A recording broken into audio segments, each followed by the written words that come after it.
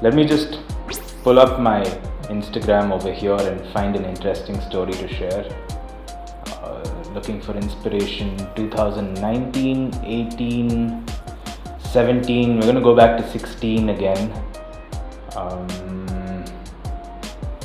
Yeah, this picture here. This was from one of the craziest days of riding. Today we talk about this story.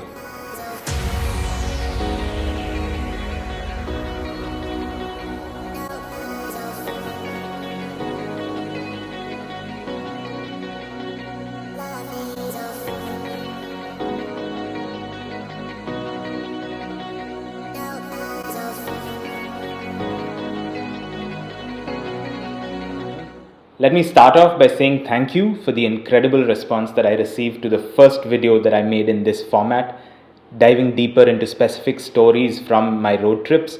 We're going to go back to the same road trip, May 2016. From Patnitop, we decided we're not going to go straight to Srinagar. We decided that we will try to go to Kishtwar. We didn't need to come all the way back and take the main highway. There was another route to go towards Anantnag and then eventually Srinagar through a place called Sintan Top. Now, in my experience, this is not a route that many people have ridden, and it was also going to be our first real mountain pass. So the day came to leave Kishtwar. I think around 8 in the morning. We loaded up the bikes and we were really pumped, we were excited. We asked people about whether this was a safe route to ride and whether this was okay to go down, and most people said, yeah, it's okay, you can go, no problem, and it shouldn't take you too long. Now, a few hours out maybe after we'd gotten out of Kishtwar and we'd ridden about 40-50 kilometers out, we were stopped at an army checkpost. And at the army checkpost, they asked us the basic stuff of who are you, where are you coming from, and then oddly, they said, okay, listen, you need to get off your bike and you need to come in and talk to the major. It was a little bit strange, but he was saying, go ahead. So let's proceed, let's go ahead and let's find out what this story is. So we rode ahead. Obviously, we were like a little cautious. We were constantly on edge, looking out to see what's going to happen. Next 10 kilometers, 12 kilometers, nothing whatsoever. And eventually we reached a police checkpost. So immediately we stopped at the police checkpost. They didn't stop us, but we stopped by ourselves and we sort of asked them, can we go ahead? Is it okay? Is it safe to go ahead? And they just took down our names. They wanted information of where we've come. They took down the bike numbers and they said, no problem, you go ahead. There will be some police personnel over there itself where the road has been blocked and cars are not going through, but I think bikes can go through. We rode ahead. I think now just about 2 kilometers ahead, we started seeing the cars all lined up. So we parked the bikes and we went on foot, and I went up to one of the police officers who was standing. There was this huge crowd of people who'd gathered on the road, and there was like a ring of policemen around these people. I don't know what the dispute was exactly, what the challenge was, why this was happening, because I just landed on the scene. So I went up to the police officer and I was like, how long do you think this is going to take? He said, yeah, probably another half an hour and then you guys should be able to pass through. Now in a situation like this, half an hour is never half an hour. So sure enough, like half an hour, 1 hour, it was 2 hours, we still hadn't had breakfast. At that last police checkpost, we'd seen a little shop where it seemed like they were serving tea and a little bit of food. So we thought, let's go back to that place and we'll get something to eat, and hopefully by then the road clears up and we can come back and we can ride through from here.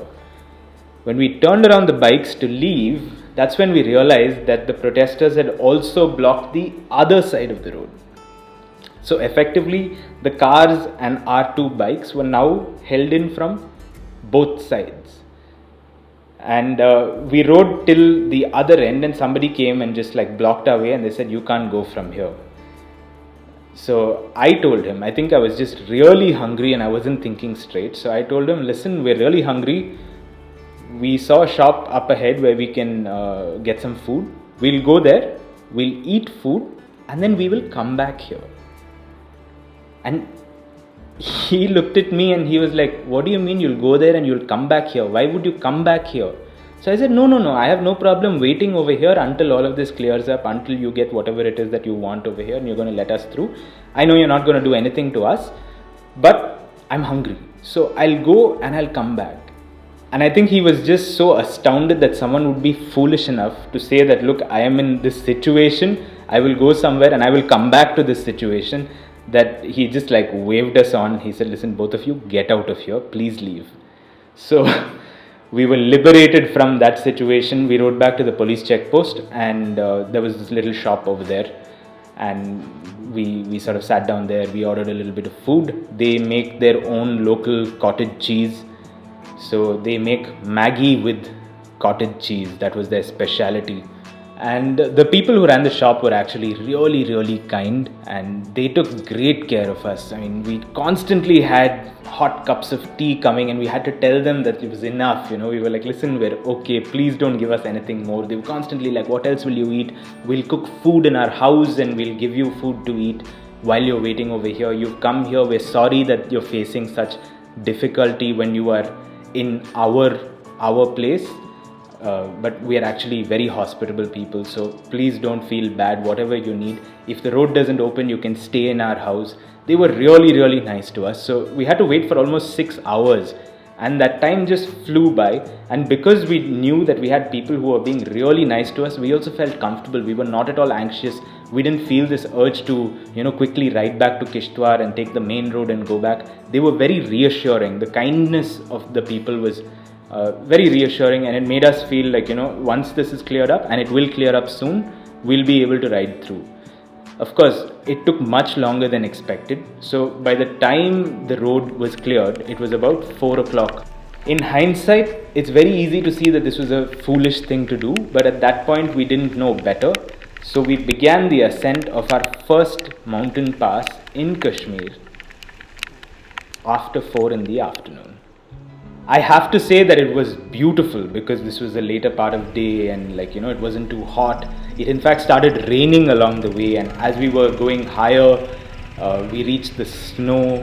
So 1 hour goes by and we've ridden barely 20 kilometers. We don't actually know what the distance is ahead of us, and 2 hours 15 minutes, and we look up and we realize that the mountains are still much taller than us. So if Sinthan is actually at the top of any of these mountains, then we have a long way to go. And eventually at about 6:30 or 6:45 in the evening, we reached the top of Sinthan. We were the only people over there.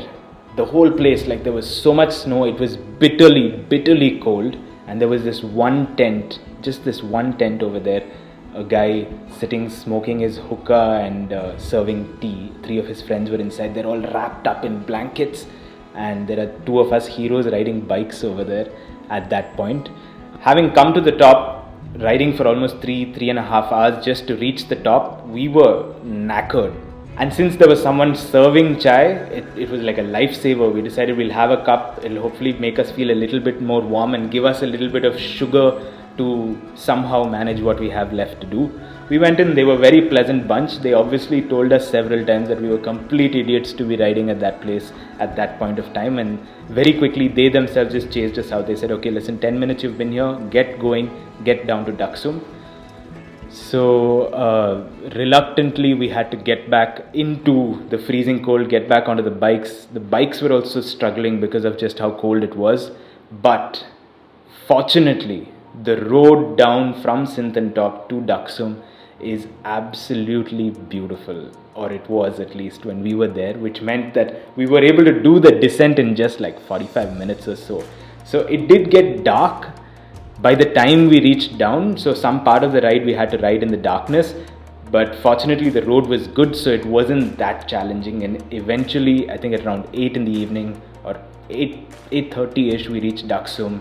That sort of wrapped up that day, which in hindsight seems like it went by quite smoothly, but I can assure you that there were hours and hours and hours during that day when we had no idea what was going to happen. We had no idea what we'd sort of landed ourselves into.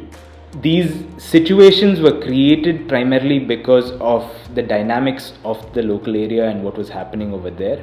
But at the same time, the only reason we survived it is because of the people who were there, who helped us, who were so kind, and who literally told us that we had nothing to do with whatever was happening over there, and they would make sure that we passed safely. And also, the entire adventure of doing my first mountain pass after 4 in the evening. I think that made sure that thereafter no mountain pass I rode seemed too challenging. Like, we did the first one so hardcore that after that it could only get better.